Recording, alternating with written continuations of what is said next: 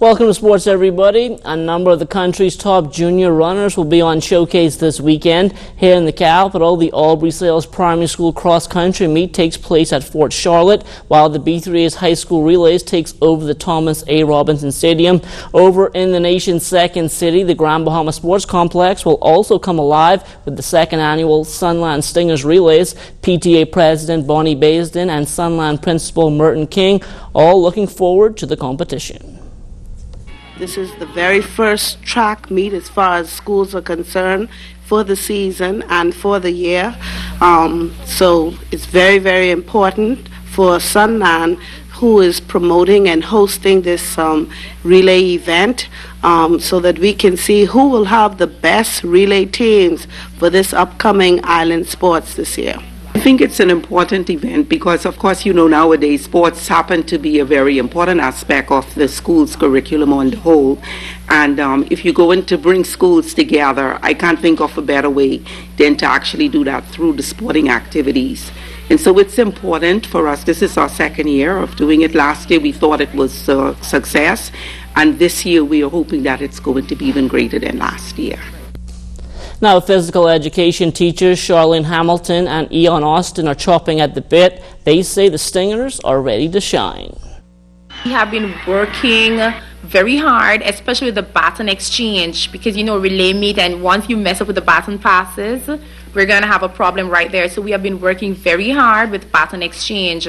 Our students are excited, and being excited, I know they're going to go out there and they're going to do their best. Our kids are pretty much prepared. The conditioning, because of the overlapping season of the various sports, the conditioning is overlapping and it's working pretty well going forward to the relay season.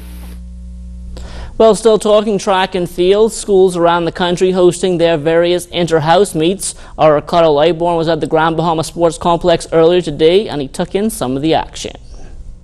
The St. Paul Saints on the track at the Plex, and what a day for the athletes. Participation was the message, and they got it.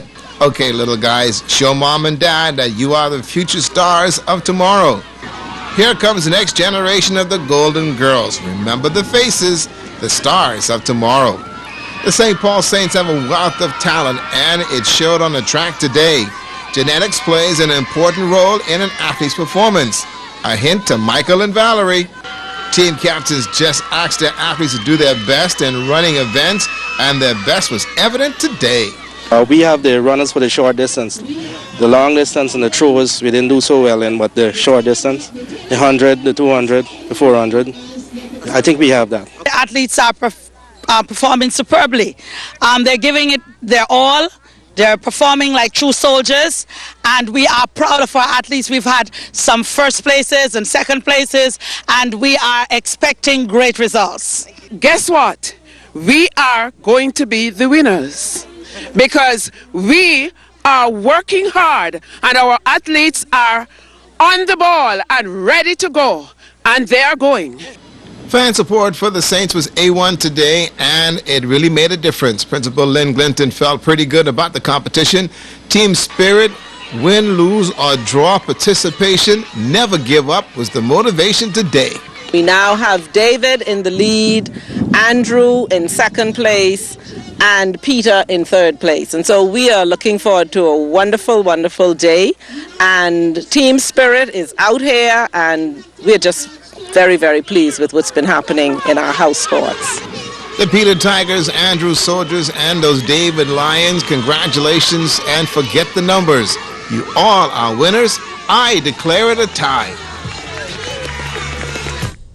Well, a sculling competition being added to the opening day of the St. Valentine's Day Regatta on Saturday, February 18th in Montague Bay. The Bahamian Brewery and Beverage Company is one of the major sponsors of the event. We built 4 boats. They are Sands, Slide, Strongback, and High Rock. We're going to have a national man in the boat sculling competition of the Bahamas. We're going to begin with Eliezer with February 18th and 19th. As a matter of fact, we'll be sculling on the 18th. We're looking for the champion of New Providence. Then we go down to Exuma, Cat Island, all over the Family Islands. And then we'll have a national championship for the Man in the Boat Sculling Championship in Grand Bahama and Tano Beach sometime later in the summer. Now also coming on board to support the sculling initiative is Bristol Wines and Spirits.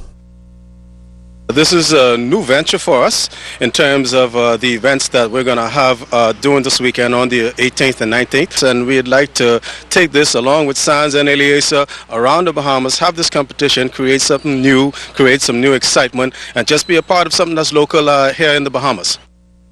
Well, continuing with sailing news, Exuma is the place to be February 3rd and 4th as the annual Farmers Key Class C Regatta is on the schedule. Head of the regatta desk of the Ministry of Youth, Sports and Culture, Angelique McKay, says this is an event you don't want to miss. One of the good things about this particular regatta is that you're able to get a day away to be able to experience the regatta in lovely Farmers Key by way of Flamingo, where you can leave that morning and return in the afternoon and get an opportunity to experience one of the best regattas that our country has to offer. So we're looking forward to the general population coming down and supporting the people of Farmers Key as they put on one of the most splendid regattas you've ever seen. Well, the New Providence Women's Basketball Association back on court last night with a doubleheader at the Donald Davis Gym. In the opening game, the Super Value Cybot Queens in the powder blue having their way with the Sentinel Junior All-Stars. The Cybots led this one from wire to wire en route to a 50-33 victory. Now in last night's feature game, the Johnson Truckers in the blue taking on the COB Caribs. The Truckers had their game face on from the opening tip and they would coast to a 71-45 victory. League play picks back up again tomorrow night at the Donald Davis Gym. COB back on court in the opener against the Saints at 7:30. The Truckers and Bombergy Angels, they follow in the feature game. Well, the Grand Bahama Basketball Association season rolling along, and the Reach Out Ministry Saints, they are looking to go all the way this time around. Brought some veterans such as Ricardo Pierre, and we also bring Shadi Thompson, so I think our team's going to be pretty good. They're learning. They're starting to listen. So I think we're going to be good. I think we want the Shipyard. That's the team I really want. I want Crippy so bad, but get ready. This team is going to make some noise.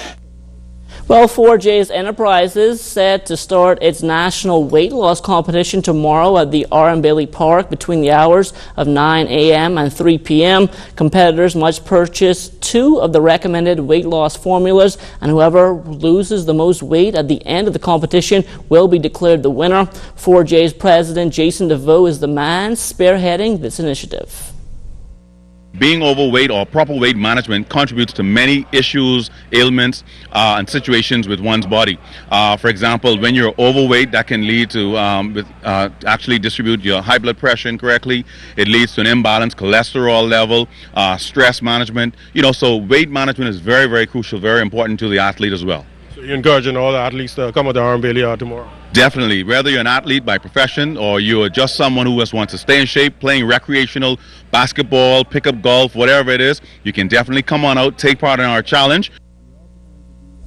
Well, Minister of Youth, Sports and Culture, the Honorable Charles Maynard, boasting of what the athletics arena has done for the Bahamas over the past 30 years or so. He says the success of a wide number of Bahamians proves just how valuable sports has been in our country's growth. We've benefited from it in terms of a lot of our citizens getting free educations as a result of their talent. I mean, forget everything else. You might never make it to the professional leagues, but you at least get a free education as a result of your talent, and all of the federations have done all they can to make those realities, make those things a reality for many of our younger men and women.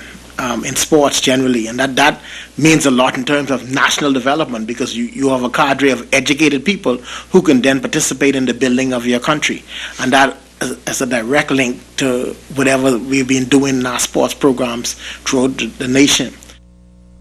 Well, more tonight from the Bahamas Law Enforcement Sports Challenge, which closed out last weekend. Officers took to the greens to find out who could shoot the lowest round, and when all the scores were tallied, it was the police adding the golf title to the championships. They already won in softball and basketball. Kevin Davies, he finished on top with a net score of 72. Kirk Bowe right behind in second with 73. Calvin Cooper, he finished out of the money, but having the tournament named in his honor was just as special.